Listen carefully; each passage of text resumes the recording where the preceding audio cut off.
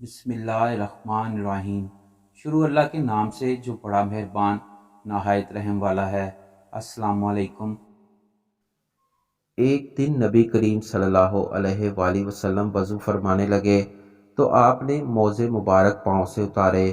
وضو فرمانے کے بعد آپ نے ایک موزہ پہنا، دوسرا پہننے کے لیے دست مبارک بڑھایا ہی تھا کہ فضا سے ایک پرندہ اڑتا ہوا آیا اور موزہ چھین کر لے اڑا۔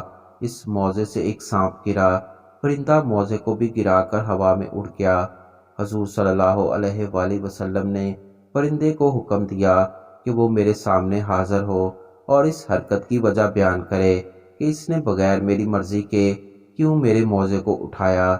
وہ پرندہ حاضر خدمت ہوا اور عرض کرنے لگا، یا رسول اللہ صلی اللہ علیہ وآلہ وسلم، مجھے موزہ مبارک کے اندر سانپ نظر آ گیا تھا۔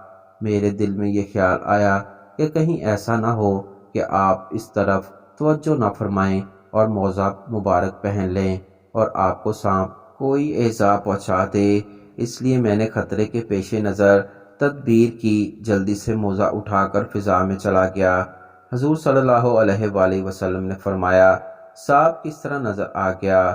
تو اس نے عرض کیا، یا رسول اللہ صلی اللہ علیہ وآلہ وسلم، جب مسجد نبوی کے اوپر سے گزر رہا تھا تو آپ کے سر پر انوار سے ایک نورانی شعاع پھوٹ رہی تھی جو سیدھی آسمان کی طرف جا رہی تھی۔ اس نورانی شعاع کی روشنی میں مجھے موزے کے اندر سانپ دکھائی دے گیا۔